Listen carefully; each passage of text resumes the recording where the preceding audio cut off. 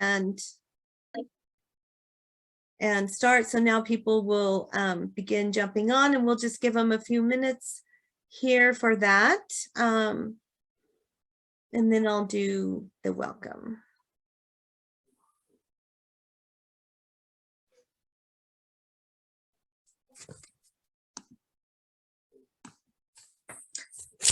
Okay, and before we get started, I want to say just a quick brief thank you to our friends at Taos News, because they did a full coverage of last month's program, did a beautiful article on the program. So really appreciate the writer, Juan Isidro Concha, who placed that in the paper for us.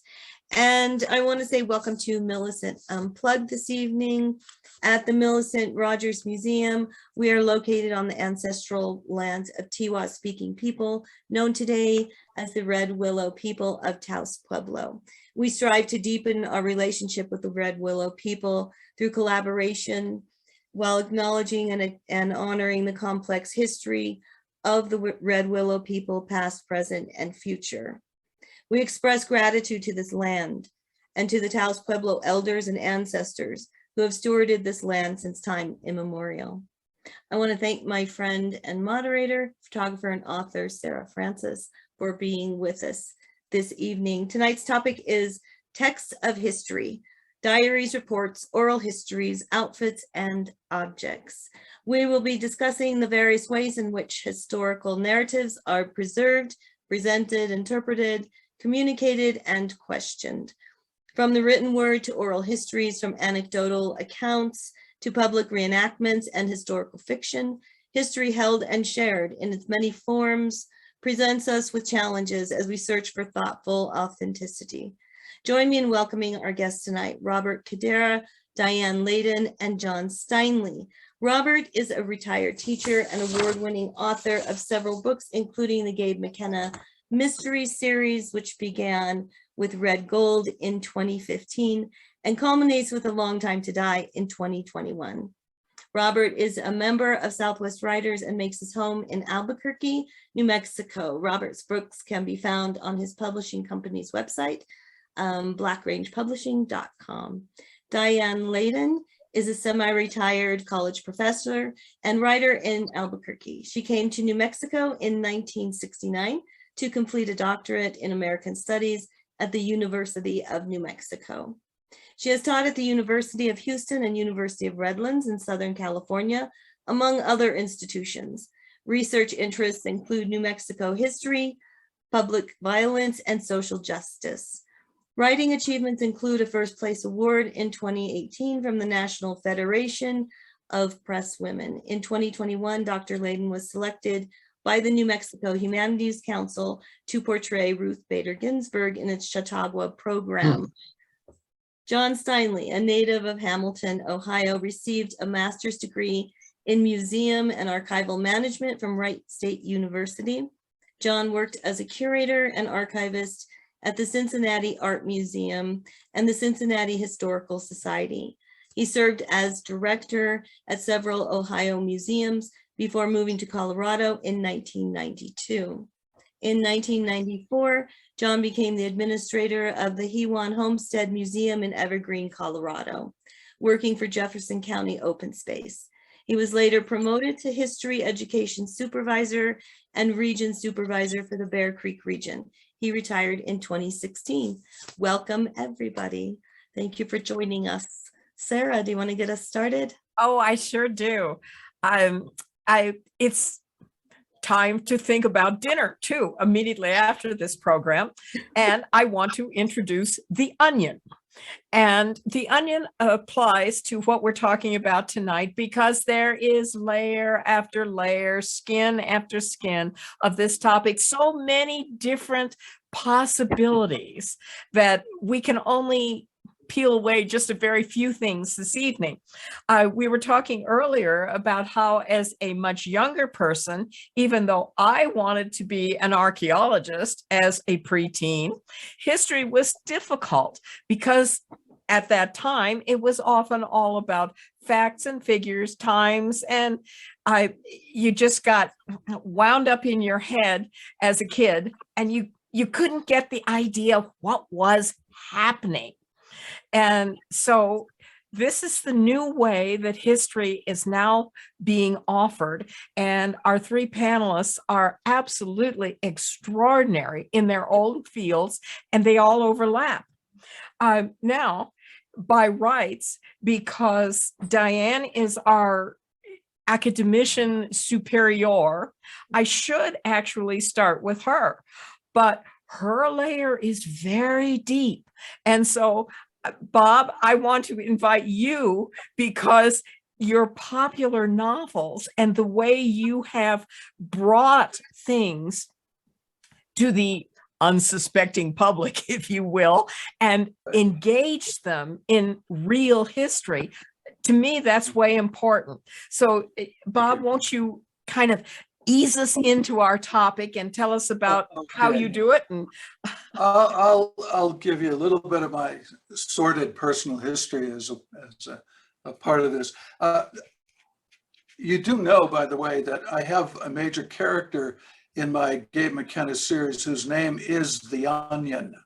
All right, he is Gabe's oldest friend, and yes, there are layers upon layers in each of us, as well as in history. I have to say, I have always loved the study of history. I don't know where it came from, except that it has always fascinated me. I grew up in Wisconsin, and we lived in an old St. Anne's kind of, or Queen Anne kind of almost Victorian home. And in my bedroom, on one entire wall was about an 8x12 map of the world.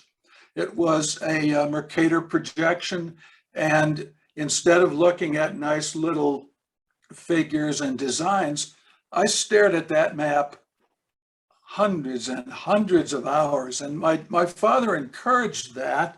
And he was the storyteller, actually a professor of journalism at the time. And when he put us to bed, I was the oldest of six, still am, we would gather and he would start a story. And he would stop at a certain point and point Bob or Dave, my brother, and we would have to pick up the story at that point and carry it on until he pointed to another one of my siblings who would then pick up the story. So we all became storytellers and appreciative of the power of stories. Interestingly, the map had been put there on the wall many, many decades before we lived there. It was a map of the entire world just prior to World War I. So it was a historical map. And I used that as a springboard, really, for diving right in to the seven seas and all of the continents and the background of countries that no longer existed at that time. But it gave me a real appreciation that we live in the here and now, but the here and now is something much more than we automatically appreciate. My father told me one other thing that I've always remembered. 3 words. He said, nothing happens nowhere. All right. So I recognized then that every story that I read, I had to be conscious of the place, the time, the people, the historical context, because that was as integral a part of the book as the narrative itself. That's a very good description. I like your dad. We would have enjoyed knowing him. Yeah, he's a great guy. And so then, John, when you started all of this, obviously you were in museums and archiving and those things from way back, but the idea of dressing the part and taking over the part, which Dianne does as well. This is extraordinary. And I've seen you in action, both of you. And, you know, it's. I'm sorry. I apologize. Oh, no. Oh, Yeah. no. You make a great merchant. Tell us about the recent program you were at. Well, I was last weekend, I was at Fort Osage in Missouri. And the original fort was built just before the War of 1812. So we were interpreting the 1812 period there.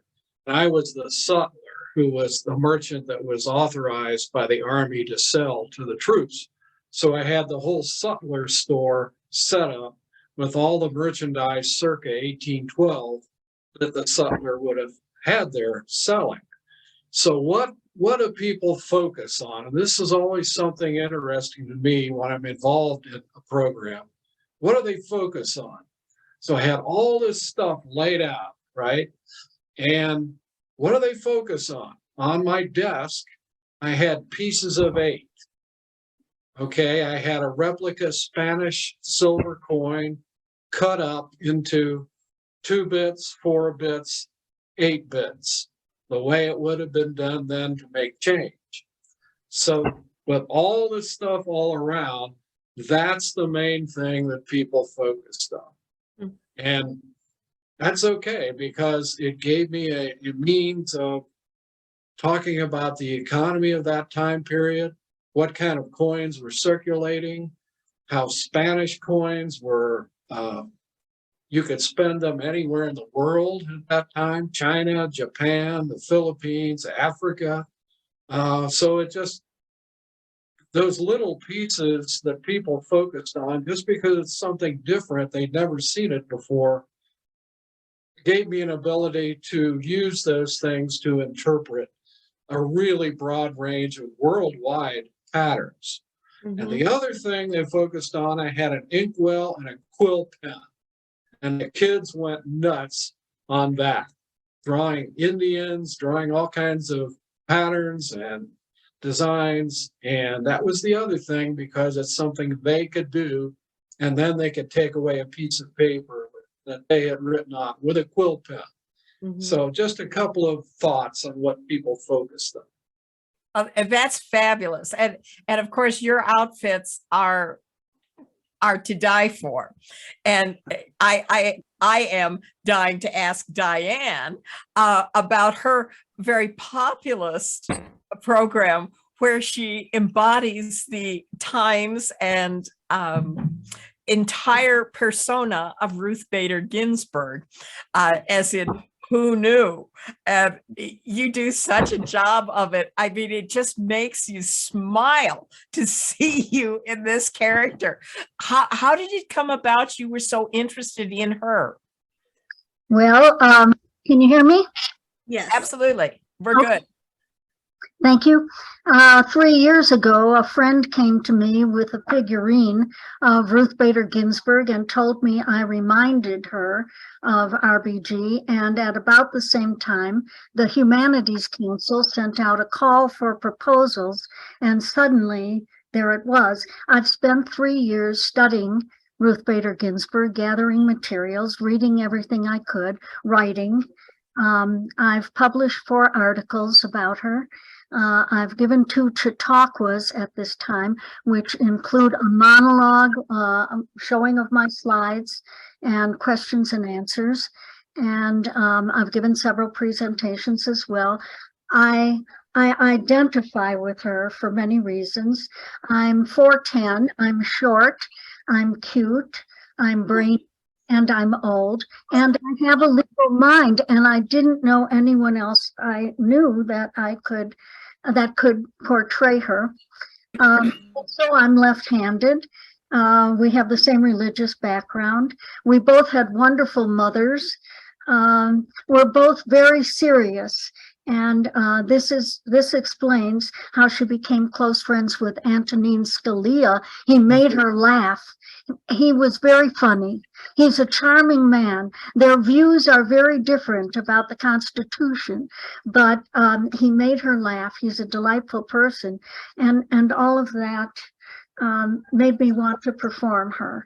I acted in plays many, many, many years ago as a young woman, and this is a peak experience for me in my career, in my life. You really become her, I, in my opinion. And of course, you are such a pixie, really like she was. And I mean, her charm was right there, regardless of the seriousness.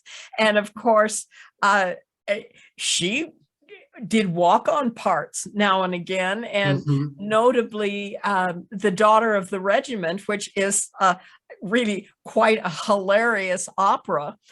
She did that in Washington, and of course came down to New Mexico as often as possible to view the opera, to be an audience at the Santa Fe Opera. And of course, that's part of all of our heritage here, is that's a most extraordinary thing to see that. well, she did the Santa Fe Opera from 1995 through 2018. She began coming to Santa Fe in the 1980s, and she was always accompanied by these two huge U.S. Marshals, very tall, very short. And at the opera, she was always given a standing ovation, which is true wherever she went while she was on the Supreme Court. So she had a wonderful life, is a wonderful model for all of us, I believe. And thank you. I would like to add something. Could I add something? Please, too? Bob, go. That, I think Dianne is a natural in that role, because she is every bit as formidable as Ruth Bader Ginsburg. Oh, thank you. Thank you so much. Well, that's true. Now, what we don't know is, were you always a New Mexico native, Dianne, or? No, I'm from Chicago. I came to UNM in 1969 to go to graduate school.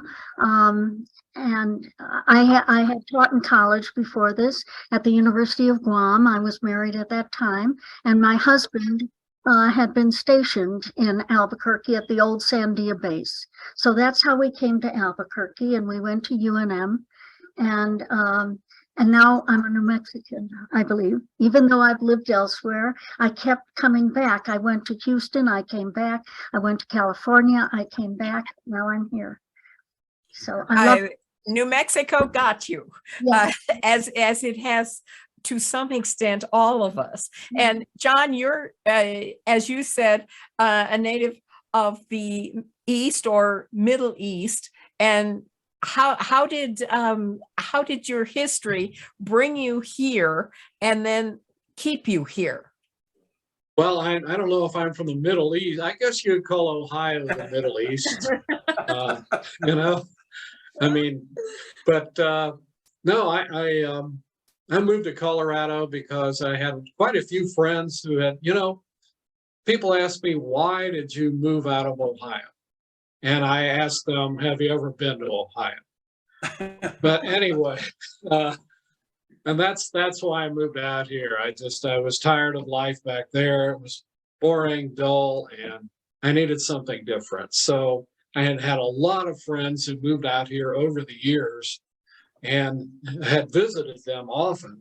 And I said, why the heck not just move to Colorado and enjoy the beauty and the newness of things out there instead of staying at the backwater that is Cincinnati, Ohio. So sorry, Cincinnatians, but I love Cincinnati chili. Okay, does that get me off the hook? But anyway, so the first job that I had here was teaching at the juvenile prison in Golden. So, okay, you're all thinking, yes, he had a captive audience. Please, I've heard it. But so I taught there for several years. What was the class that the students responded to most, do you think? I was teaching world history, Colorado history, American history, and art history. So which one do you think they responded to the most? Wow, I can't Art imagine, but I would think local Art. history probably with you talking about miners and no, what No. is it? World history, Nope, art Art history. history. art history. That's what I said first. Art I'll be history is darned. the one because, Hands-on activities, yeah. well, what we did, for instance, yeah, are you familiar with the painting, The Raft of the Medusa? Where by Jericho, where they're on the raft in the ocean and they're signaling there's a ship in the distance. So we set all these tables together, that was the raft. And we had the kids get up on there in the same positions as the people in the painting and recreate the painting. And then we took photos, etc. Oh, interesting. So And that's so the you kind, acted it Washington out. crossing the Delaware, we did that, you know. And then Yeah. we went into abstract art, and some of the students did their own abstract paintings. Mhm. So aside from the usual historical presentations in classes, the art history class was the one they really responded to, Mhm. Interesting. which tells you something, I think, about the way humans learn and what they respond to. Mhm. Well, it's that participation that brings it home. And I certainly understand that. And Bob, now you are known for literally walking in the footsteps, going on the paths, the trails to find the exact things that your character in your novel would have encountered, whether it be weather or different kinds of plants and animals and snakes, of course, and tarantulas in New Mexico. Tell us how you got into, what's your procedure? Okay, well, I got to go back and touch base with my old man again because he's responsible for me being out here. I first came to New Mexico when I was 5 years old. It was the middle of the 1950s. The National Journalism Conference was at the University of New Mexico. And I had, as a result of my dad going there and bringing my brother and me and my mom across country, I had really one of the formative experiences of my life because that was before the internet. So we drove the length of Route 66 and I read all the Burma Shade signs. All right. And we came out here, and while he was at the conference, my mother and my brother and I really took in New Mexico, the history, the mountains, Santa Fe and north. And I tell people that was the first time that I fell in love. All right. Because I felt that I was in a place that had some special meaning that at 5 years old I couldn't articulate, but I could feel. And so it was always a goal of mine. And of course, the rest of my life got in the way, all right? Marriage, children, career, and everything. But I was determined to come back here. And when my wife and I took early retirement, and by the way, she's a history teacher, so we really, lay it on thick, all right? But we decided to retire out here.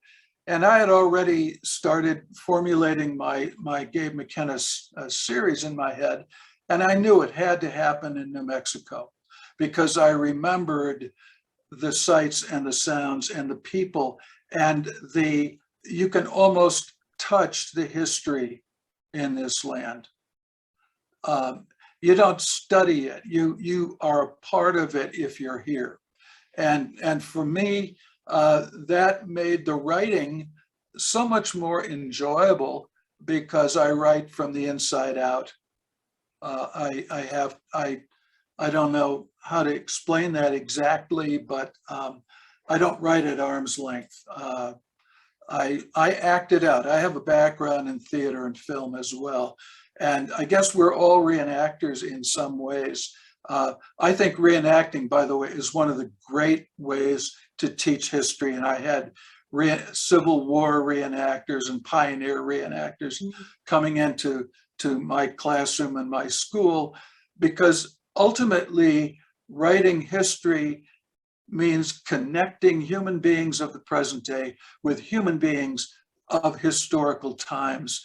And it's not the story, it's the people. And that's what reenactors do. They bring those people right up to our face, and you know, we can look at what they wore and how goddamn hot it must have been to wear those woolen uniforms, you know, things Tell like me that. about it. Yeah, but that's it. Our kids are trapped in the present, and it's our job to take them and show them not just that there was another time, but the commonality and the humanity in those times, so they can understand rather than just judge. Mhm. The viscerality of it is what you're saying really Yes. impresses me. And, you know, I'm sure that many states, many communities feel that they are intimately involved, but there is something different about northern New Mexico, about the Four Corners, truly about the Hey, real Rocky I'll put in Mountain a West. plug. New Mexico Magazine, 100 years old now. 100 years. Yeah. All right. So we stick around. Yeah. And Dianne, may I ask you, moving after this very emotional connection that we all share here and are imparting to our audience, I want you to tell us a little bit about the hurdles of finding out facts, if we can use that word even, and how in your more serious research, particularly about movements of people and conflicts, and that's your big subject. So kind of get us involved in that part of it, please. Okay, first I'd like to say to Bob, there's a saying by William Faulkner, who won the Nobel Prize for Literature: the past is never over, it's not even past. That's right. That's right. That's my goal, is to connect with the past. And John, I taught in a prison part-time for 2.5 years. These were adults. I share that with you. Okay, I'd like to give you an example from my research of having to uncover facts, peeling back the onion. I wrote a paper about 10, 12 years ago about Juan de Oñate and the 3 statues that were created in bronze in his honor, 2 in New Mexico, 1 in El Calde near Española, 1 in Albuquerque, and then 1 in El Paso. And I was giving a presentation in 2014 at the Historical Society of New Mexico about Oñate, and the attendees told me that historian John Kessel at the University of New Mexico had noted that the punishment of cutting off the foot of the male Acoma members over 25, that there was no written record that this actually occurred. Okay, Oñate's soldiers had a battle at Acoma Pueblo when they sought provisions, and the Acomas declined. And Oñate's soldiers sort of took over and punished the Acomas for their lack of cooperation, cutting off the foot of the Acoma men over 25 years old. So here someone is saying that there's no written record. Well, I immediately said that I thought the absence of a written record is not evidence that an historical event did not happen, but it sent me into new research to find an official record, if such existed, of the dismemberments. And I did. I found a record, but we also have oral history from Acoma Pueblo and the collective memory of the Acomas, which insists that this took place in 1599, 1600. So I had to change my paper to include this proposal of Kessel that maybe this didn't happen because we don't have a written record. I stand by the oral history of the Acamas. Also, I need to say that in June 2020, I again had to revise my paper when all three of the Oñate statues experienced some. Two of them, the ones in New Mexico, in Alcalde and Albuquerque, were removed from their sites and are in storage to protect them. The one in El Paso is still standing, but it was vandalized. This is all at the same June 2020. And so after that, I participated in what was called a Race Healing and History project organized by the city of Albuquerque. To decide what shall we do with the Oñate statue in Albuquerque. And the same kind of event occurred following the attacks on the statues in Santa Fe, the obelisk, which had a Civil War statue and some unpleasant words about Native Americans, and the removal of the De Vargas statue to protect it. So what's happening is we have controversies now that are leading people to want to remove statues and other symbols of the past that they no longer view as heroic. And I find that all that very interesting. Mhm. And yet, then if we remove those things, we do not know of the atrocity. We do not know the parts, if we're rewriting, the lesson of history kind of disappears.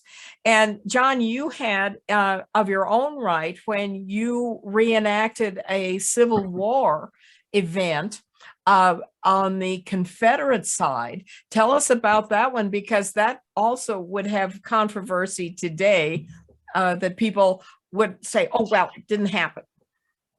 Well, I don't know if they would say that. The event itself would never happen now, because what it was in the late 1980s, about 32 Confederate bodies were found in the area where the Battle of Glorieta Pass happened in 1862. And 3 of them were able to be identified, but the rest were not.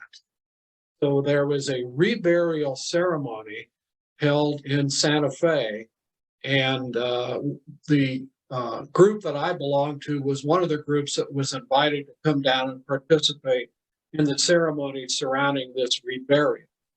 And one of the things, the coffins were laid out in the old library there in Santa Fe, and there was all-night guard duty.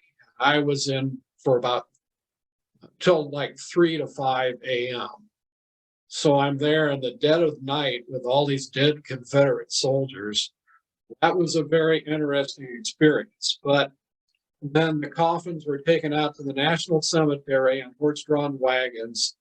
There was a service in the chapel out there, and then they were reburied there in the National Cemetery. And of course, there were prayers, there was a ceremony there at the grave sites, and then they gave us an opportunity. If you think they're going to need something in the afterlife that you have, why don't you throw it in? So guys threw in pipe tobacco, cigars, playing cards, ammunition, whatever they thought the guys would be able to use in the afterlife. Apparently, the focus is, oh, they're still going to be fighting Yankees. I don't know. Anyway, that was quite a ceremony. And as I said, it's something that would never be done today because of the Confederate connection. We were honoring these guys because they were American soldiers who died in defense of their, quote, country, the Confederate States of America. And you can make of that what you will. I think it's important to have had that. And Bob, what's your comment on this? Yeah, 3 years after I visited here for the first time, my dad's convention was in Columbia, South Carolina, and this was around 1960, 59 or 60, and that was still the Old South. And I recall I was really surprised. I knew some American history then, but I was surprised at the prevalence of Confederate memorials to the exclusion even of American, colonial National. figures. Okay, and yes, you do not want history to be lost, and the destruction of historical monuments, whether they're Confederate or whether they're ancient Mesopotamian settlements, those are things that could be preserved in ways that are not, that don't set them up as moral examples. For example, in a museum, things like that. I could see even somebody like Bedford Forrest, you have to have a statue of him, put it in a museum where you can surround it with the historical context of the man and his life. Right. That's a great idea and a good solution that I can't see how it would not be acceptable to virtually everyone. Go just a bit further for me, if you would, Bob, on in your research, in your methodology, have you ever come across any a terrible disparity or any what should I say, just some kind of a roadblock to your finding out what would be appropriate for your novels? I'm in the middle of that right now with a book I'm writing called Hellship. A couple of years back, I was at the Military Writers National Convention, and I got to talking to people and veterans of many conflicts, and I became interested in the accounts of American prisoners of war in the Pacific. There's no shortage of documented evidence. I mean, the Nazis kept such amazingly ridiculous, detailed records of, who they pulled gold teeth out of and all stuff like that. But there's a relative dearth of information and accountability on the what happened to the Japanese prisoners of war. So it's complicated perhaps by the fact that they've adopted so much of our culture now, and we are, I guess you would say, allies. And how do you tell the truth, which is what you owe to their captives, when your point is not to bash current Japanese soldiers, politicians, or citizens over the head for something that happened generations ago. So that's I'm walking a tightrope on that as I work on that book. I have to be accurate. I have the primary directive is, and I've accumulated a whole variety of memoirs from survivors. You have to honor the truth in what they went through. I'm trying to find a context that might explain the actions of the Japanese, and that means going into the militaristic aspects of their culture at that time. And so you get into these things, and like the layers of an onion, there's something underneath, and you go deeper and deeper and deeper.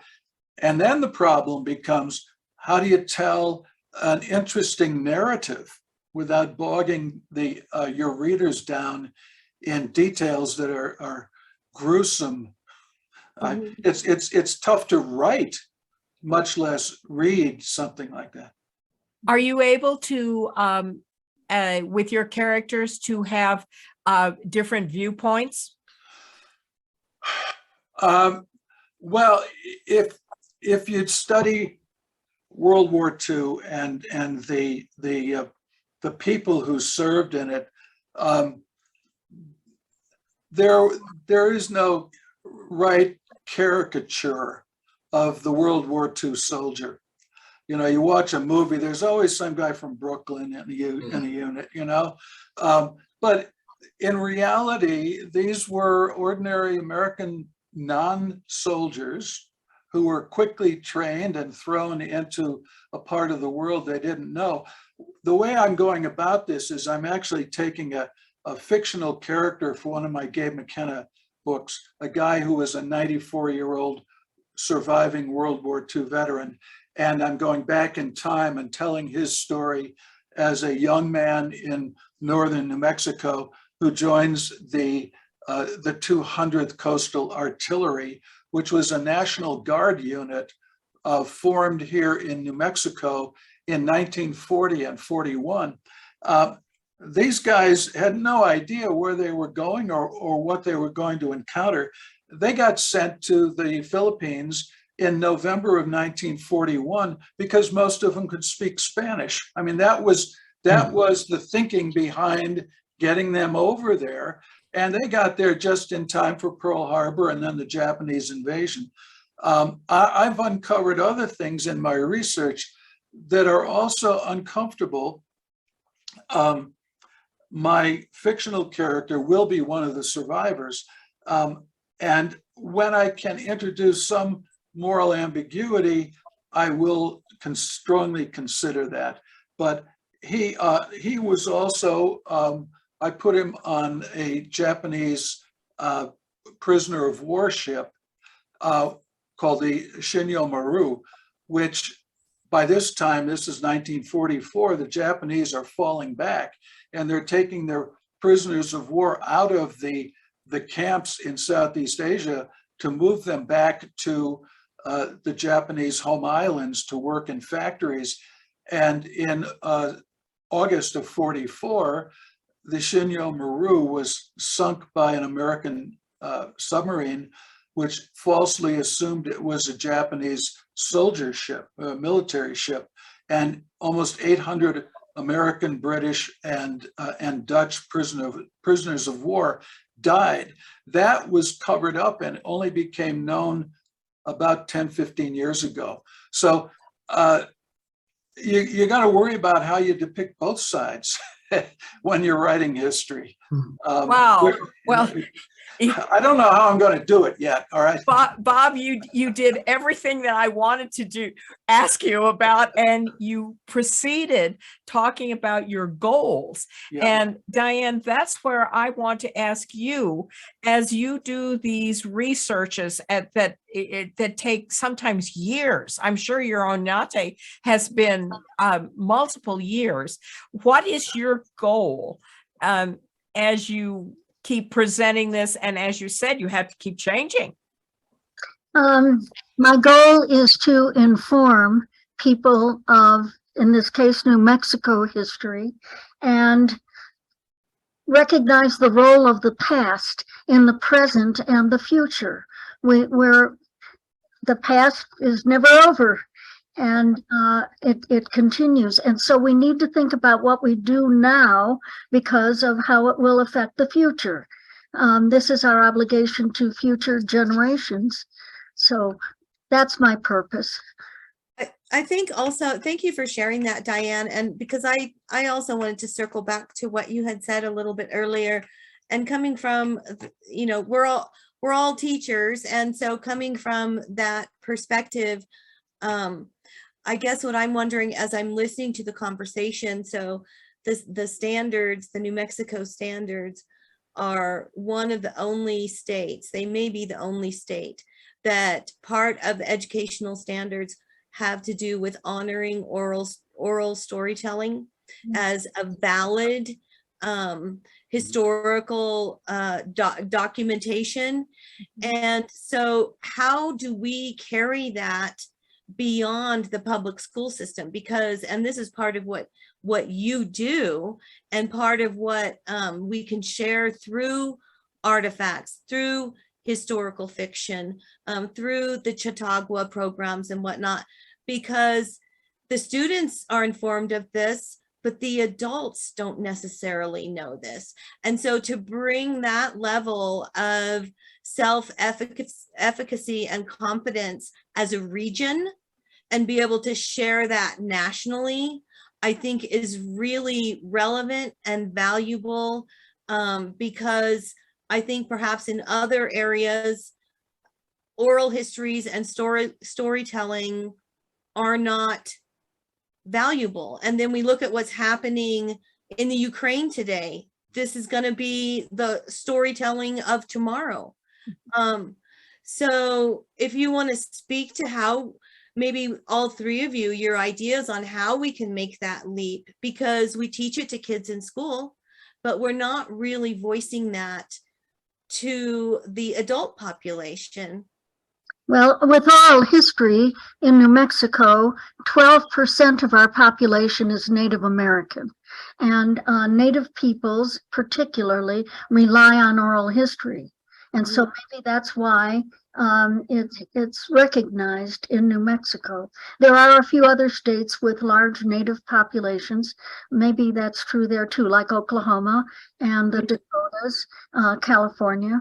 But we have to tell people. I give as many presentations as I can to share the history. That's my purpose, is to inform people and tell them of the important role of the past. But I agree. How do we reach adults? Well, now I write letters to the journal sometimes, to the newspaper, to share some of my views, which are based on, an interpretation of history. But when they're out of school, we have to just hope that they'll become familiar with history, including oral history. I think this is where the role of the arts come in, because when you stop and think about, we talk about oral history, but think about how much Native American history is told in dance, for example. All right. I love my daughter dearly. She took my grandkids to see Hamilton last night.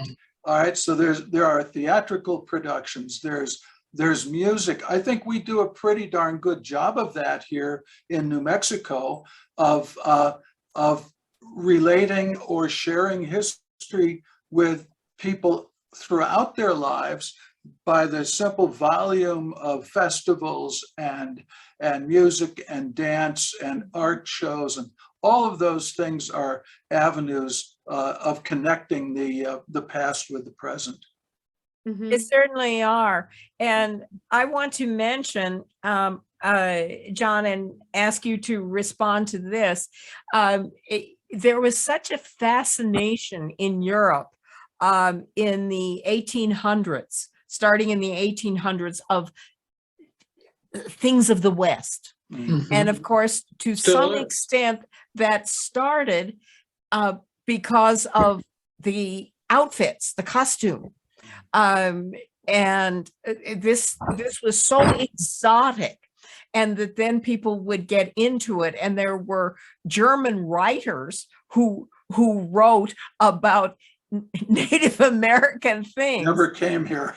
and Carl, they probably didn't have the right, they didn't have Bob doing the research, but something about the volume of we're talking about things as text, outfits as text, and you really are probably the premier of having all these wonderful things to show, your inkwell and the pen and your outfits that you wear. And how many times, I mean, every month, do you go out 2 or 3 times to show? God no. But just relating back to what we were talking about, and oral history, one of the things that's been very fascinating, every year I go to the Tesoro Cultural Center 1840s Rendezvous, and I represent William Bent, who is one of the owners of Bent Sport, and we have our whole trading post set up there. But one of the striking things is that when you are in a situation like that, which is informal, and people feel comfortable, how often I've encountered people with stories to tell who are connected with New Mexico Bent's Fort, and that whole thing. A gentleman came up who is a descendant of Cornelia Vigil, who was one of the investors in the big land grants in northern New Mexico and was killed in the uprising in 1847. And another lady came in just this year who was related to Tom Tobin, who may not have a good reputation in the Hispanic community because he tracked down a family of outlaws named the Espinosas and killed them and cut their heads off and took them into Fort Garland for the reward. And this lady was a descendant of both Tom Tobin and the Espinosas. So we talked for a long, long time about this whole family story and how it developed. So if you present a situation where it's informal and people are comfortable about coming forward, they're not going to be overheard by a big audience. I think that's the best situation in which you're going to get really good oral histories from people. I think we also have to recognize that when we're talking about these aspects of history that are so deeply sorrowful, and like you said, Bob, how do you balance that with not wanting to shock your reader, but yet wanting to be truthful? I kind of feel like we need to look at the interdisciplinary realm of it, and maybe we need to balance some of the historical narratives with support systems, with the understanding that when we talk about these historical narratives, we are dealing with collective grief. We're dealing with layers of grief. We're uncovering things. We're not talking about them for sensational reasons or to sell books or to, push an agenda. And again, I think that's something that's unique to New Mexico and the region of southern Colorado and northern New Mexico, that we have these stories. But that's what I'm thinking listening to this, that it's not just history that we're addressing, it's collective cultural grief. One of the most affecting books that I have read, I've read dozens and dozens of books about World War I, but I think, and the name of the author, I should slap myself, I can't think of it right now. It was a collection of letters and poems written by soldiers on the Western Front back to their families, in most cases in England and also in Germany. But it was just the words of the soldiers. I was astounded at the quality of the writing too, to be honest with you. It was amazing. But when you want to talk about collective grief, they were in the middle of it every day, and their voices were coming right out of that. That was one of the great history books I've ever come across. You're talking about a privilege of communication with the past, bringing it to such life that you feel the human connection with what went on. And by all of these different texts and that we're talking about, bringing all of these things to bear, that's where we can begin to feel what life was like, what the situations were, what made people tick, what made them sad, what was the grief, but what were the good things too? What was so wonderful about a particular time? What, if nothing else, what was so wonderful about northern New Mexico that brought us all into the four corners? Because it's never a dichotomy of just, oh, this was terrible and this was good. We talk about that a lot in the museum. I love your idea, Bob, about the statues coming to museums because we could engage all the different voices around that. And I wonder if some of the social unrest and conflicts around the statues and putting the statues away and the arguments, if really what's desired is conversations to happen, conversations in safe venues where people can say, you know, hey, who funded that? Yeah. Why was that choice made to make that sculpture in bronze? That's great. And Diane, you were about to say something about the statues and the some of the feet got painted red of Oñate, and it's just what Karen said, people wanting to have their opinion, their history heard. This verbal histories is so important. Mhm. When I wrote an op-ed for the Journal about placing the Oñate statue at the National Hispanic Cultural Center, which is where I thought it could go. I also think the Alcalde statue could go to the New Mexico History Museum. Well, there was a letter written in response that said, we don't want it. This was someone who had been on the board of the foundation of the Hispanic Cultural Center. When I was in that project, the healing project about the Oñate statue in Albuquerque, there were people that wanted to destroy the statue. I want it placed in a museum, both of the New Mexico statues, but there are people who want to destroy them. So for us, it may not be controversial to put it in a museum, but for the people who have angry emotions about Oñate, that's not an acceptable alternative. So right now the statues are still in storage, and COVID slowed everything down. But you need to know there are people who are angry. Yes, of course. Very angry, and wouldn't even want to see that statue in a museum. Right. I mean, Well, I mean, are we surprised? This is a process that's been going on forever. I mean, think of the Egyptian sculptures where the previous pharaoh's face was chiseled off Mhm. because the current pharaoh didn't like what he had done or who he was. You know, we've always been destroying what we didn't like about a previous regime or some previous facet of history. This is just the most recent manifestation of that. Right. And I think it's a demographic thing too, because within a fairly short time, the white population in the United States is going to be a minority. Mhm. And a majority population does not want to be represented by images of the minority. So I think there's a demographic aspect to this whole thing also, as well as just the raw history of it. Well, and New Mexico is already a majority state. Well, yeah.